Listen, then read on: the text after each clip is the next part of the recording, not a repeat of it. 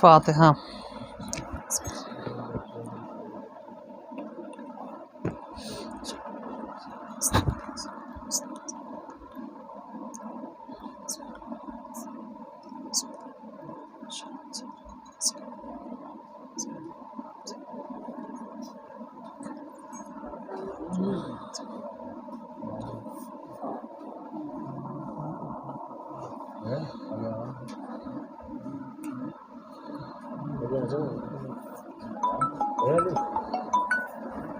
ला हौला वला कुव्वता इल्ला बिल्लाहिल अलिय्यिल अज़ीम।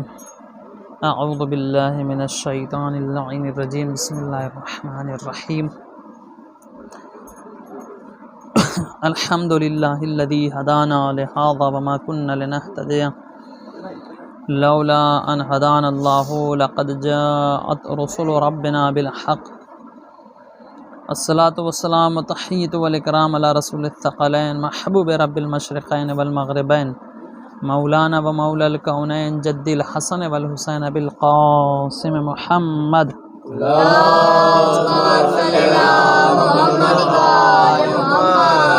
व अहल बैतिही तय्यबीन अत्ताहिरीन अल मासूमीन अल मज़लूमीन अल मुंतखबीन अल मुंतजबीन व लअनतुल्लाहि दाइमतुल बाक़ियतु अला आदाइहिम व क़तलतिहिम व गासिबि हुक़ूक़िहिम व मुनकिरि फ़ज़ाइलिहिम व मसाइबिहिम व विलायतिहिम व अतशिहिम अजमईन मिनल आन इला सबाहि यौमिद्दीन।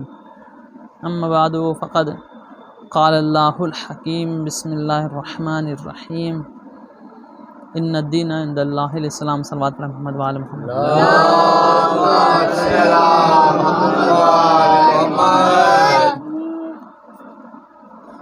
अज़ीज़ान गिरामी क़द्र सामीन ज़वील एहतराम, क़ुरान मजीद की एक मशहूर मारूफ़ आया करीमा का फ़िक़रा जिसकी तिलावत का शरफ़ हासिल किया, फिर जिसमें खुदा वहदहु ला शरीक ने इरशाद फरमाया कि बेशक अल्लाह के नज़दीक दीन इस्लाम है, अल्लाह के नज़दीक मज़हब इस्लाम है।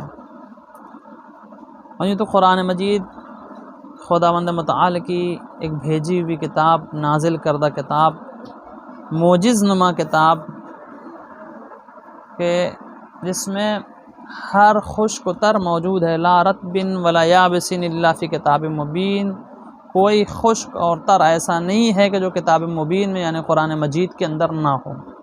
यानी हर शय का तज़किरा क़ुरान मजीद में मौजूद है, ज़िक्र मौजूद है। और अल्लाह ने क़ुरान करीम को नाजिल करके से पहले अल्लाह ने बहुत सारी किताबें नाजिल की, तौरात, ज़बूर, इंजील, सहीफ़ा इब्राहीम और दीगर जो है सुहुफ़ अल्लाह तबारक व तआला ने नाजिल की। लेकिन उन तमाम सहीफ़ों को ज़माने के एतबार से तग़य्युर कर दिया गया, तब्दील कर दिया गया। तब्दीली के बाद यानी उसके अंदर एक जिद्दियत पैदा की गई और आयतों में तहरीफ़ और बदला गया। नतीजतन ये हुआ कि क़ुरान को भेजना पड़ा। और अल्लाह ने जब तक कोई किताब दूसरी नहीं भेजी, जब तक पहली वाली किताब तब्दील ना हो गई हो, ख़त्म ना हो गई हो। ये भी ख़त्म होने के बाद भी समझ में आ रही थी, इसलिए कि एक के बाद एक नबी आ रहा था, नबी की ज़रूरत पड़ रही थी। लिहाजा अल्लाह ने जब किताबें मनसूख होती गई, किताबों में तब्दीली आती गई, तो अल्लाह तबारक व तआला ने आखिर में जब आखिरी नबी को भेजा कि जहाँ से नबूवत का सिलसिला ख़त्म होने वाला था, तो अल्लाह ने उस आखिरी नबी पे एक आखिरी किताब भी नाजिल कर दी कि ना अब इसके बाद कोई नबी आएगा और ना इसके बाद कोई किताब आएगी। ना आखिरी नबी के बाद कोई नबी आएगा और ना कोई किताब आएगी।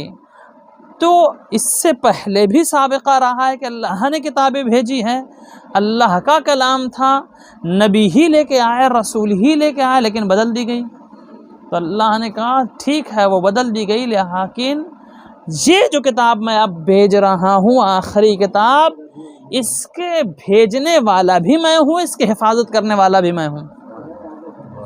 इस कुरान करीम की हिफाजत करने वाला भी मैं हूँ। लिहाजा अल्लाह तबारक व तआला ने इस कुरान करीम की हिफाजत के लिए सिलसिला नबूवत ख़त्म हुआ, सिलसिला इमामत को कायम रखा कि ये हमारे नायब, हमारी तरफ से जो भेजे हुए इमाम होंगे और यही मुहाफिज़ किताब भी होंगे। अब अगर किसी का अक़ीदा इस बात पे है कि पर्दा गैब में उसका इमाम मौजूद है, तो उसे ये बात मानना चाहिए कि वो कुरान मजीद की भी हिफाजत कर रहा है। कुरान उसके रहते हुए कोई तब्दीली तगय्युर नहीं आ सकता। अब कोई वसीम रिजवी जैसा खबीस इंसान जो कि जो है रिजवी नहीं है, अब जाहिर सी बात है शजरा नसब में रिजवी लिखता है, लेकिन बहरहाल अब उसे रिजवी नहीं कहना मुनासिब होगा, बल्कि शैतान और यजीदी कहना मुनासिब होगा, इसलिए कि यजीद के मिशन में और उसके मिशन में कोई फ़र्क नहीं है। यजीद भी ये कहता हुआ नजर आया कि कोई किताब नहीं आई, कोई रसूल नहीं आया, कोई वही नहीं नाजिल, उसने जो है सिरे से किताब का इनकार कर दिया। ये चूंकि उसी का जो है चेला है, लिहाजा उसने सिरे से किताब का इनकार नहीं किया, बल्कि चंद आयतों का इनकार कर दिया, चंद आयतों का इनकार कर, दर हकीकत एक आयत का इनकार गोया सबका इनकार। और फिर ये कहा जाए कि जो है उनको मज़हब से खारिज कर दिया गया है, तो कहने की बात ही नहीं है। मज़हब कोई ऐसा नहीं कि किसी को ऐसे दाखिल किया जाता है और ऐसे खारिज किया जाता है। मज़हब में इंसान अपने अमाल की वजह से दाखिल हो जाता है, ला इलाहा इल्लल्लाह पढ़ के जो है मज़हब में दाखिल हो जाता है, और कुफ्र करके इंसान खुद ब खुद खारिज हो जाता है। ना किसी की जो है खारिज करने की ज़रूरत नहीं है, ना सनद की ज़रूरत है। जैसे ही उसने किसी ज़रूरियात दीन का इनकार किया, खुद ब खुद जो है उससे इस्लाम रुखसत हो गया। अब ना किसी सनद की ज़रूरत है, ना किसी के कहने की ज़रूरत है। इधर इनकार ज़रूरियात दीन हुआ, उधर खुद ब खुद वो काफिर हो गया और दीन उसका खुद ब खुद रुखसत हो गया। जिस तरीके से एक इंसान जैसे ही ला इलाहा इल्लल्लाह का इकरार करता है, अब उसे कुछ करने की ज़रूरत नहीं, खुद ब खुद वो मुसलमान हो गया, वैसे ही इधर इनकार ज़रूरियात दीन हुआ, वैसे खुद ब खुद वो इस्लाम से खारिज हो गया। अब इसका इस्लाम से न ताल्लुक़ है, न तशय्युअ से ताल्लुक़ है, न मज़हब हक़्क़ा से कोई ताल्लुक़ है। इसलिए कि कुरान मजीद की हिफाजत की ज़िम्मेदारी अल्लाह ने ली और उसकी ज़िम्मेदारी को अइम्मा के दोष पे डाला अल्लाह ने, और अइम्मा अतहर अलैहिस्सलाम ने अपनी ज़िम्मेदारी को बदरजे अतम निभाया। यजीद के मुकाबले में इमाम हुसैन अलैहिस्सलाम यूं ही नहीं आ गए थे। जैसे ही यजीद ने कुरान का इनकार किया, उसने कहा कोई कुरान नहीं आया था, लिहाजा इमाम हुसैन अलैहिस्सलाम ने उसका जवाब यूं नहीं दिया कि मैं कुरान की तिलावत कर रहा हूँ, ये कुरान है, ये जो है अल्लाह की नाजिल करदा किताब है, नहीं, बल्कि कुरान का नहीं साबित कहा, बल्कि कुरान की तिलावत कब की, जब सर और तन में जुदाई हो गई, नोके नेज़े पे चढ़ के बताया कि देखो कुरान नाजिल हुआ था या नहीं हुआ था। कुरान एक ऐसी किताब है कि सरतन से जुदा हो जाए तब भी मैं जो है कुरान की तिलावत करता हुआ नजर आऊंगा। सल्लल्लाहु अलैहि मोहम्मद वाले मोहम्मद पे।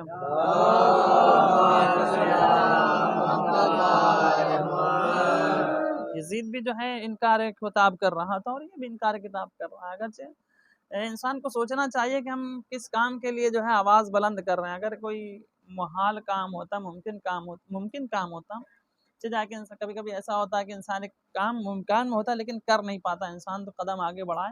ये तो एक ऐसी चीज़ के बारे में अपील की है कि पूरी कायनात अगर मिल के ये कोशिश करे, एक आदमी है, पूरी कायनात मिल के कोशिश कर ले कि ये पूरा चैलेंज है कुरान का, पूरी कायनात मिल के कोशिश कर ले कि इसमें तब्दीली पैदा कर ले, नहीं कर सकती, नहीं कर सकती। क्यों नहीं कर सकती? इसलिए कि इस किताब का एक मुहाफिज पर्दे गैब में मौजूद है और उसका मुकाबला कोई कर नहीं सकता।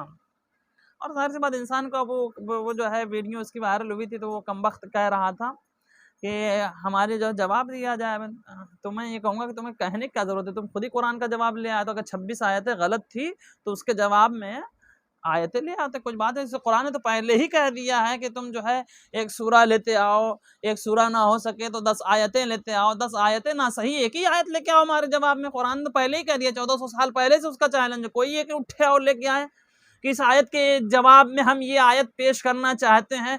अगर तुम्हें इतनी जुर्अत थी, और तुम्हें क्या, तुम्हारे जो बड़े बड़े हैं, जो तुम्हारे पीछे हैं, चाहे वो जो हुकूमत के कारिंदे हो, चाहे जिसके भी काम करने वाले हो, जो तुम्हारे बड़े बड़े हैं, उनसे मांग लिया होता मदद कि कुरान के जो 26 आयतें हम पेश कर इसका जवाब ले आए, तो तुम्हें जो है ये कहने की जरूरत ही ना पड़ती, जवाब लेके आ जाते हैं।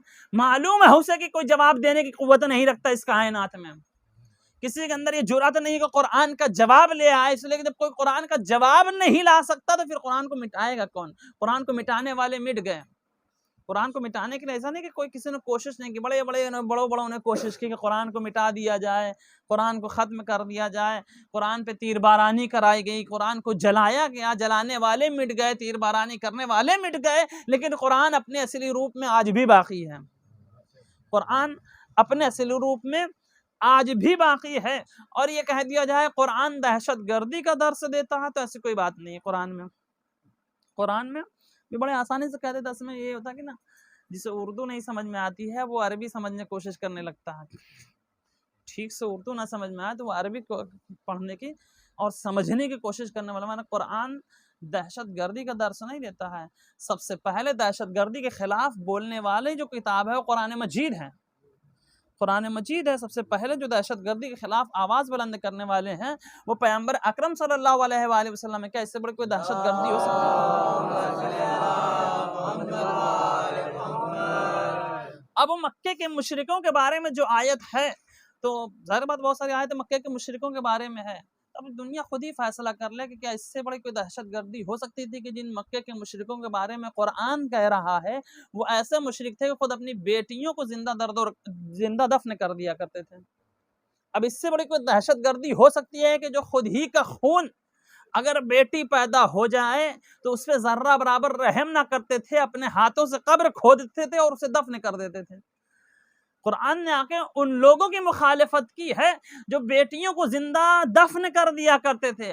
आज दुनिया कहती है कि बेटी बचाओ जो है, बेटी बचाओ बेटी बचाओ। पैगंबर और कुरान ने बहुत पहले कहा था कि जो है बेटी बचाओ। नहीं कि पैगंबर का नारा था कि बेटी बचाओ, नहीं कि कुरान कह रहा था कि बेटी बचाओ, बल्कि कुरान ने बेटियों को एहतराम भी दिया, इकराम भी दिया और कहा कि देखो बेटियां तुम्हारे लिए बाइस रहमत हुआ करती हैं।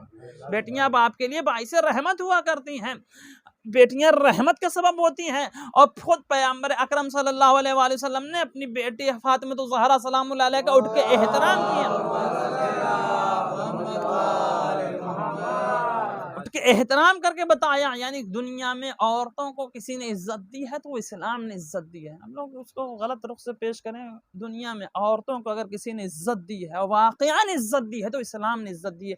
इस्लाम के अलावा किसी और मजहब में औरत को इज्जत नहीं है जितनी इस्लाम के साथ। अब ये कह दिया जाए कि औरतें जो है उनके इस्लाम बड़े आसानी से कहते हैं, उनको बड़े जो है अंदर रखा जाता है और पर्दे में रखा जाता है और ये रखा जाता है। तो जाहिर सी बात है जो चीज़ कीमती होती है इंसान से छुपा कर रखता है। जो चीज़ जिसकी नज़र में जितनी कीमती होती है, जिसके मसलन इंसान की नज़र में पैसे की कीमत होती है, तो कोई अपना पैसा खुला हुआ नहीं रखता है। क्यों घर में खुला हुआ रखे, हाँ जो है बाजार में जो है ऐसे ही खुला हुआ लेके चले, पैसे की गड्डियाँ नहीं। पैसे की चूंकि कीमत है, लिहाजा अगर घर में भी रखता है तो तिजोरी में रखता है, अलमारी में भी नहीं, तिजोरी में भी लॉक करके कि चोर आगे चुरा ना ले जाए, है ना, पैसा गुम ना हो जाए। बाजार में भी जाता है तो उसकी हिफाजत करता रहता है पैसे की, कोई पॉकेट मार आके जो है इस पे उसकी नजर ना पड़ जाए और उसे जो है गुम जो है हमारे हाथ से छीन न ले। लिहाजा चूंकि कीमत, एक मिसाल है मामूली सी, अगर इंसान की नज़र में पैसे की कीमत है तो अपने उस पैसे की हिफाजत करता है, किसी और भी चीज़ की कीमत होती है तो उसकी हिफाजत करता है।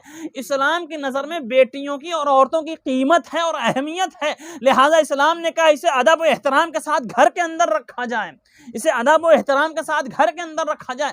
बिला ज़रूरत इसे बाहर जाने की ज़रूरत नहीं है, हाँ ज़रूरत हो तो जाए, लेकिन बिला ज़रूरत इसी तरह की जो है नुमाइश करने की ज़रूरत नहीं है। इसलिए कि बहुत सारे ऐसे डकैत मौजूद हैं जो गलत निगाहें डालेंगे। अब जिनकी औरतें बेकीमत हैं वो बाजार में खुलेआम घुमा करें, जिनकी औरतें कीमतदार होती हैं वो घर के अंदर हुआ करती हैं। सलात पे मोहम्मद वाले मोहम्मद तक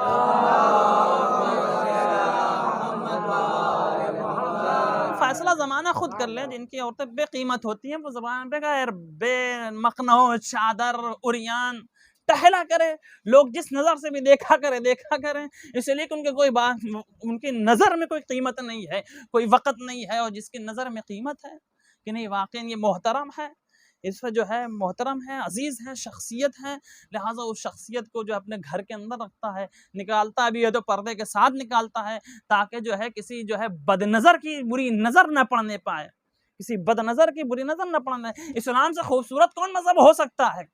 चैलेंज है, इस्लाम से खूबसूरत कौन मज़हब हो सकता है?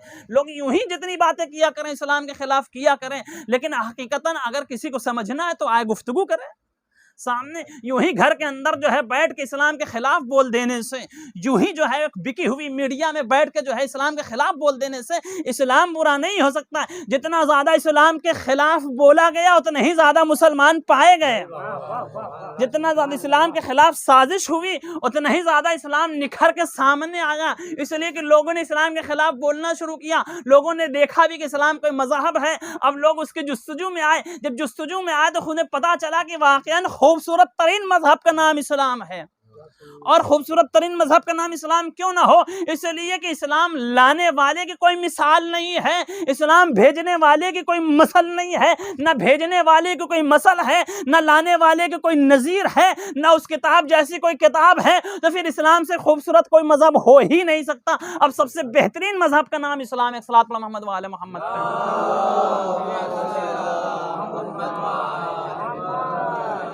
जाहिर सी बात है गलाजत में पड़े हुए इंसान को फिर गलाजत ही अच्छी लगती है।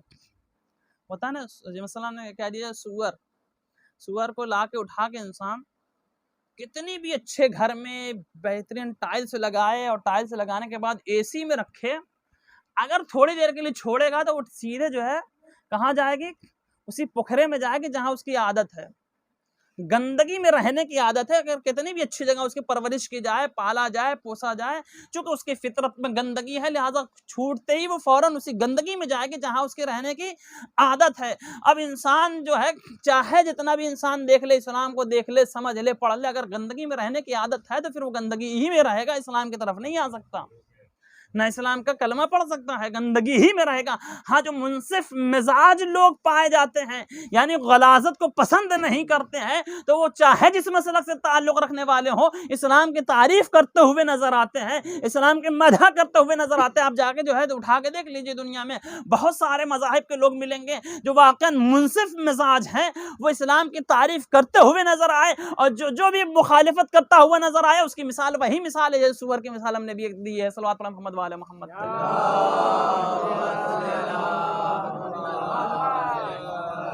इस्लाम एक बेहतरीन मजहब का नाम है।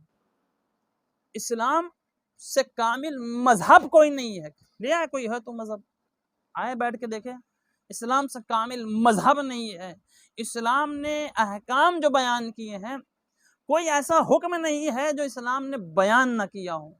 इंसान की ज़रूरियात से, इंसान की इज्तिमाई ज़िंदगी हो, चाहे इंसान की तन्हाई की ज़िंदगी हो, चाहे इंसान की हैवानों के साथ की ज़िंदगी हो, यानी तमाम अहकाम इस्लाम ने हर एक एक जुज़ के अहकाम बयान किया है। कोई मजहब है, कोई मजहब जो बयान करे माशरे में कैसे रहना है?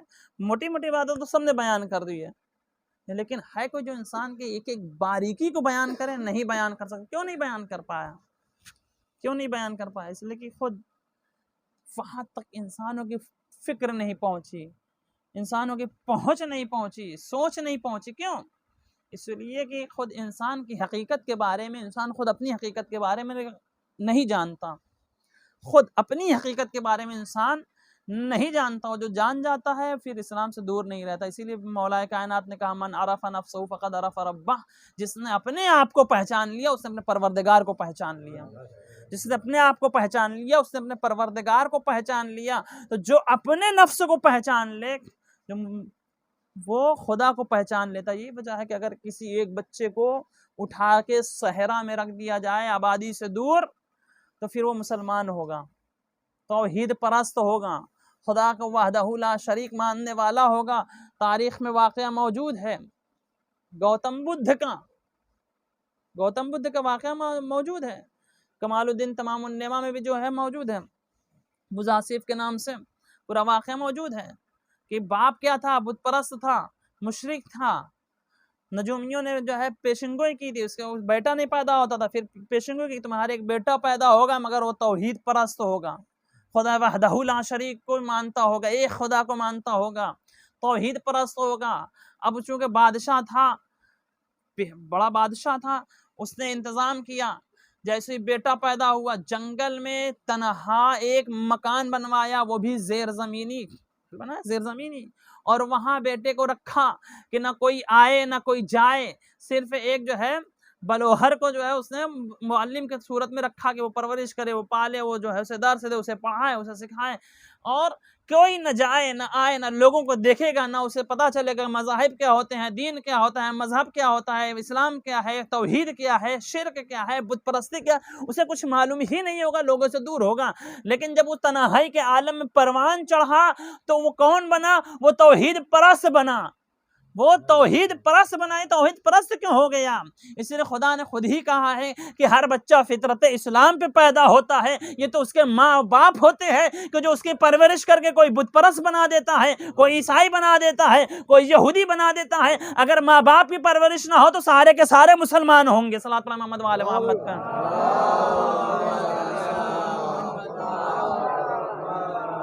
माँ बाप की परवरिश ना हो तो सारे के सारे मुसलमान होंगे। फितरत इस्लाम पे पैदा होता है, हर बच्चा फितरत इस्लाम पे पैदा होता है। फितरत इस्लाम पे क्या, यानी इंसान की जो फितरत है वही इस्लाम है। इस्लाम कोई अलग से चीज़ का नाम नहीं है। इस्लाम इंसानी फितरत से हट के कोई चीज़ मजहब का नाम नहीं है। इंसान की फितरत में हया रखी है तो अल्लाह ने हुक्म हया दिया है। इंसान की फितरत में यह है कि अपने जो है मोहसिन का शुक्रिया अदा करे तो अल्लाह ने इबादत रखी है। फितरत में है। आपके साथ कोई एहसान कर देता तो आप फौरन शुक्रिया अदा करते हैं? नहीं करते हैं। क्यों?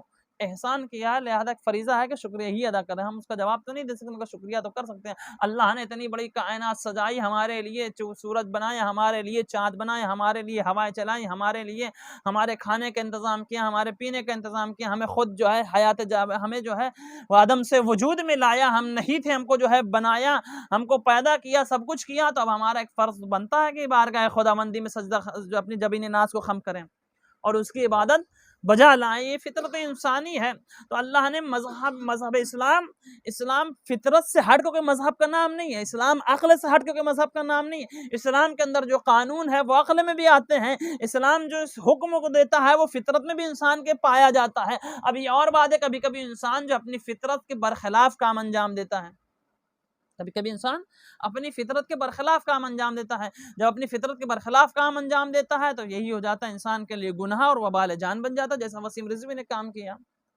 ये फितरत के बरखिलाफ काम अंजाम दिया। ये कुरान मजीद की आयतों को हटा दिया जाए, ये हंसने वाली बात है। मतलब एक ना होने वाली सूरत जो उसने पेश किया है कि इसे हटा दिया जाए। तुम्हारे जो है बस में है, या किसी हुकूमत में के बस में है, या किसी अदालत के बस में है कि वो कुरान मजीद की आयतों को हटा दे? नहीं हटा सकता, मुहाल है। किसी में ये मुमकिन ही नहीं है कि वो हटा दे। तो फिर ये नाज़ेबा हरकत करके उसने खुद अपनी जो है औकात बता दी इस कायनात में कि उसकी हैसियत क्या है, उसका मकाम क्या है, उसके जो है वक़्त क्या है इस कायनात में, इस दुनिया में। उसके जो है आज पूरी दुनिया में मलून बन गया, आज पूरी दुनिया में मलऊन बन गया और लानतें हो रही हैं। तो मरने के बाद फिर खुदा ही उससे जो है उसका जो है जज़ा देगा। लेकिन पूरी दुनिया में क्या हो गया उसने देख लिया। पर वो चाह रहा था शायद कि शोहरत मिल जाए, तो शोहरत कभी कभी इंसान जो है शैतान बन के भी लेता है। उसे मालूम था कि जो है हम सही काम करेंगे तो शोहरत नहीं होगी, और सही काम कर भी नहीं पाएंगे, इसलिए कि उसके अंदर ये सलाहियत ही नहीं थी कि सही काम कर पाए। सही काम करने के पहले इंसान के अंदर नफ्स का तज़किया होना चाहिए, तज़किया नफ्स होना चाहिए। और ख़ुद ही कुरान के खिलाफ, कुरान की आयतों को बदलने के बारे में कह रहा है, अपने चेहरे की सूरत नहीं बदल पाया, है ना। गवाही भी देने आया तो इस्लाम में उसकी गवाही काबिल कबूल नहीं। अगर वो मुसलमान था जैसे पहले, अगर गवाही देते तो इस्लामी कवानीन के मुताबिक उसकी गवाही काबिल कबूल नहीं, फासिक व फाजिर है। इसलिए कि चेहरा जो है साफ है, वो चेहरे की नवैयत को ना बदल पाए, वो कुरान की आयत को बदलने की कोशिश करे। सल्लल्लाहु अलैहि मोहम्मद वाले मोहम्मद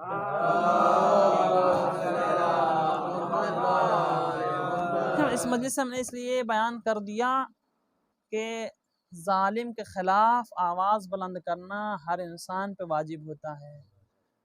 जालिम के खिलाफ आवाज़ बुलंद करना हर इंसान पे वाजिब होता है। अगर आवाज़ नहीं बुलंद कर पाए, जितनी उसके अंदर हैसियत है, क़ुव्वत है, वो उतनी अपनी हैसियत और क़ुव्वत के एतबार से उसके खिलाफ आवाज़ बुलंद करने। अगर खामोश बैठ गया तो वो जालिम में शुमार होता है।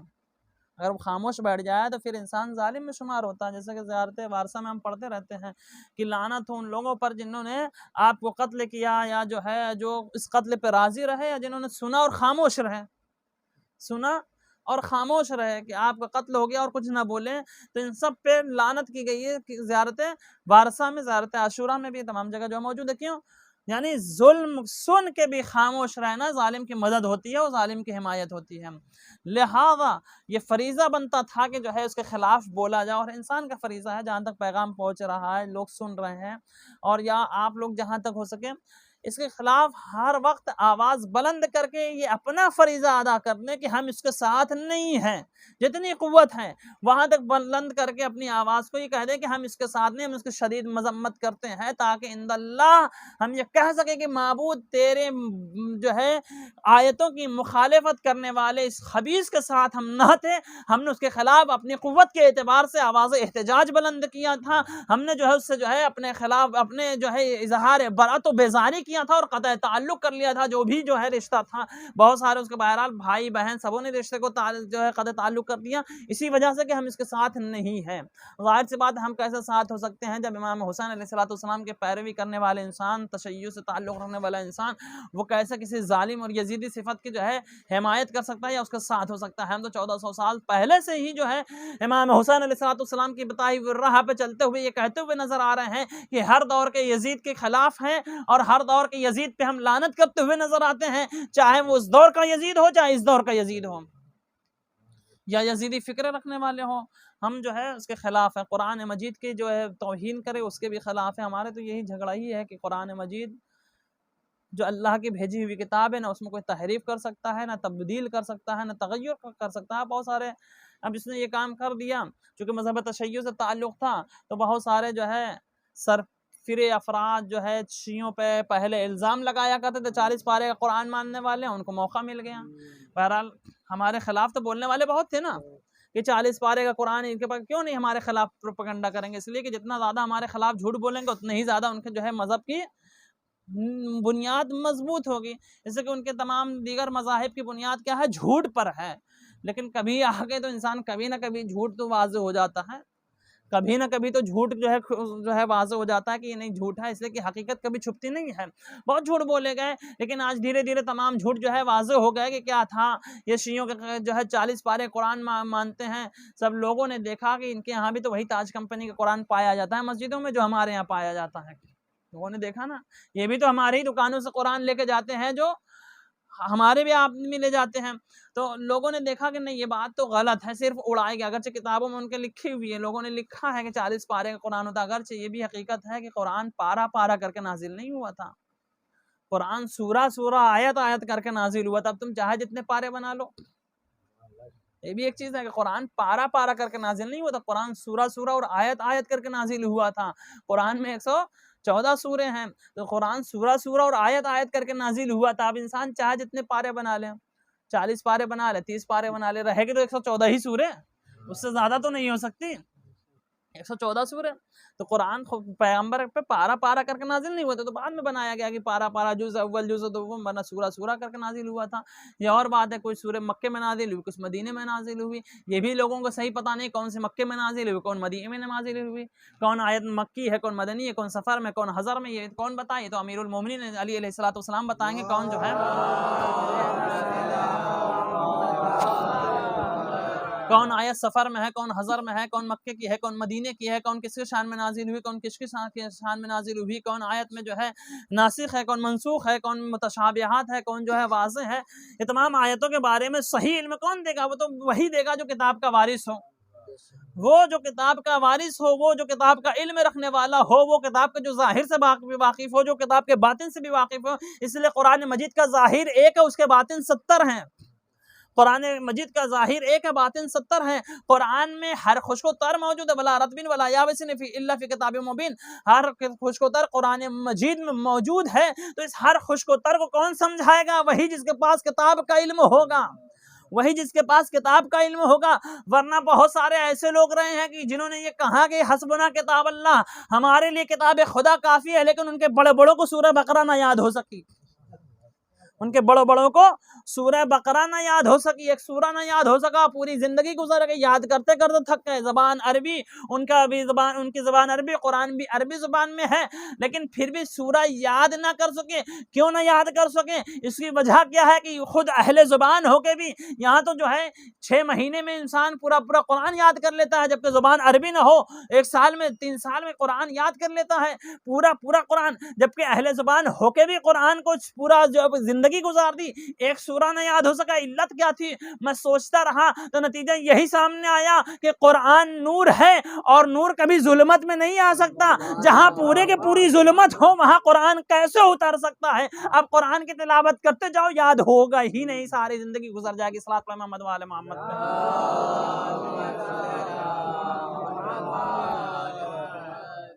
अजीजों, कुरान मजीद वाक़ई अल्लाह की नाजिल करदा किताब है और मुहतरम किताब है। इस कुरान की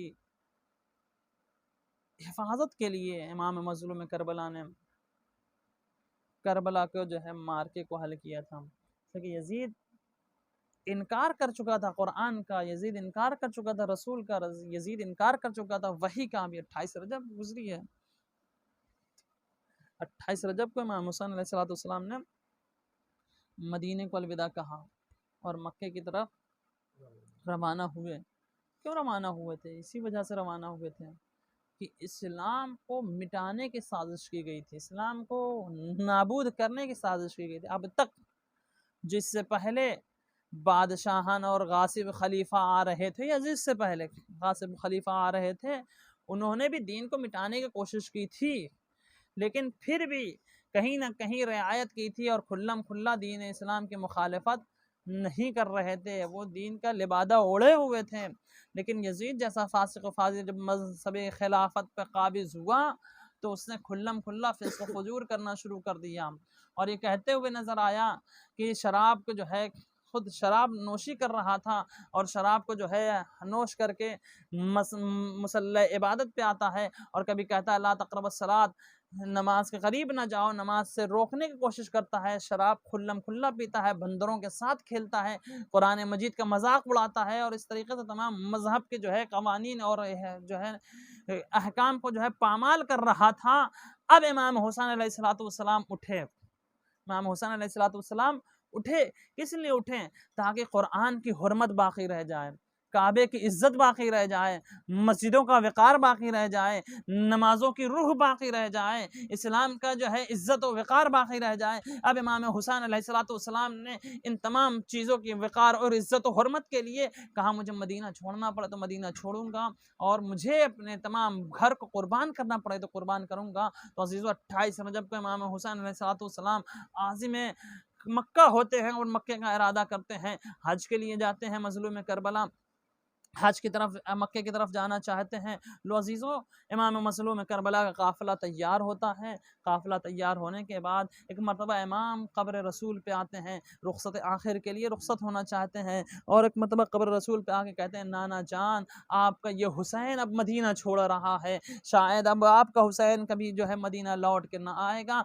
नाना जान आखिरी रुख़्सत के लिए आया हूँ। लो अजीज़ों, इमाम हुसैन अलैहिस्सलाम क़ब्र हसन पे जाते हैं और भैया हसन के, इमाम हसन अलैहिस्सलाम की कब्र पे जाके कहते हैं भैया अब आज आपका भाई आखिरी मर्तबा आपकी कब्र पे आया है, अब आज से जो है आपका भाई आपकी कब्र पे ना आ पाएगा, इराक की तरफ कूच करने का इरादा है। लो अजीज़ों, तारीख कहती है कि रात की तारीकी में इमाम मज़लूम करबला माँ की लहद पे आते हैं। किस तरीके से आते हैं? अरे घुटनियों चल कर माँ की कब्र पे आते हैं और कब्र से लिपट के कहते हैं अरे अम्मा, अब आपका हुसैन जिसे चक्कियाँ पीस पीस के पाला था, अरे ये मदीने वाले आपके हुसैन को रहने ना दे रहे हैं, अब आपका हुसैन मदीना छोड़ रहा है। लो अजीज़ों, का मर्तबा इमाम मज़लूम करबला बयान कर रहे थे, अजब ना कि कब्र ज़हरा से आवाज़ आई हो, अरे बेटा हुसैन, अरे तेरा काफिला आगे आगे होगा, अरे तेरी माँ काफिले के पीछे पसलियाँ संभाले हुए काफिले के पीछे पीछे चल रही होगी। लो अजीज़ों, अजरुकुमुल्लाह,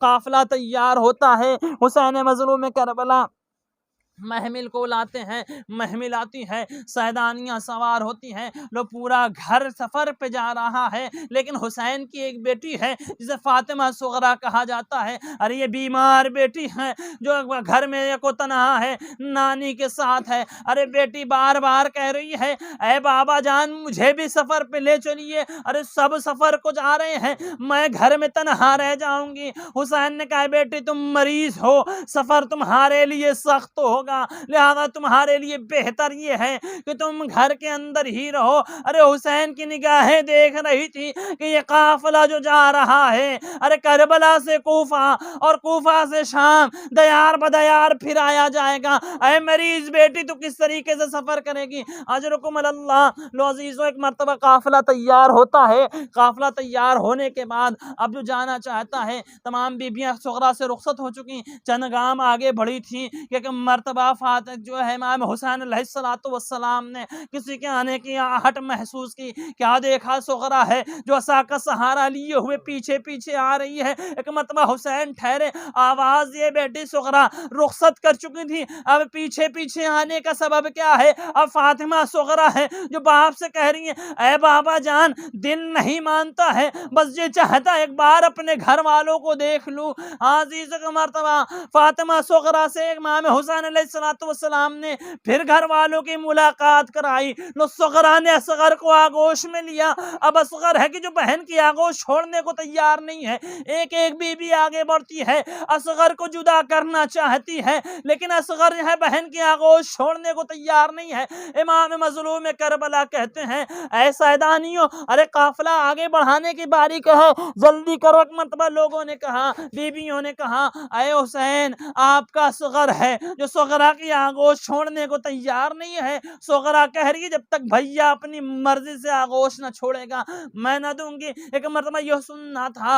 हुसैन आगे बढ़े, आने के बाद असगर के कान में कुछ कहा। अरे जो कान में कुछ कहना था, बच्चा तिल मिला के बहन की आगोश छोड़ता है। अरे हुसैन की आगोश में आया, सुगरा तड़प जाती है, अरे बाबा जान आपने भैया के कान में क्या कहा कि असगर ने तड़प के मेरी आगोश छोड़ दी? अरे ये राज करबला के मैदान में खुला जब असरे आशूरा हुसैन तनह तनहा हो गए। आवाज देते हैं, हल मिन नासिरिन यंसुरना, हल मिन मुगीसिन युगीसुना, है कोई जो मेरी मदद को पहुंचे? अरे असगर ने अपने को झूले से गिराया। अरे बाबा जान मैं आपकी नुसरत के लिए आमादा हूँ। शायद असगर से हुसैन ने कहा हो, अरे बेटा आखिरी वक्त हमारी मदद कौन करेगा? तुम होगे जो हमारे लिए हुज्जत साबित होगे, हमारी तरफ से हुज्जत साबित होगे। तुम होगे जो करबला की फतह का ऐलान करोगे। इन्ना लिल्लाहि व इन्ना इलैहि राजिऊन। बज़म बक़ज़ा व तस्लीम। अल्लाह तुझे वासिम मोहम्मद वाले मोहम्मद के हमारे मुख्तसर से अमाल कबूलियत दर्जा अता फरमा। वो जो परेशान हाल उनकी परेशानी को दूर कर, मकरूज़ों कर्ज की अदायगी फरमा, जो बीमार उनको बीमार करबला के सदक़े में शफ़ाए कामिल आजिल अता फरमा, जो ज़ियारत के मुश्ताक़ उनको ज़ियारत शरफ़िया फरमा। मबूद मुंतक़िम खून हुसैन इमाम असद रज़ियल्लाहु फ़रजहु शरीफ के ज़ुहूर में ताजील अता फरमा। हम सबको उनके आमान अनुसार में करार दे बेहक़ ज़हरा बनिया। अल्तमास एक मतलब सूरह हामिद 3 मतलब सूरह तौहीद की तिलावत फरमा कर इसका सवाब असगरी बीबी बिनते इब्ने हसन अली मरहूम और इब्ने सज्जाद अली मरहूम के रूप के साथ फरमा।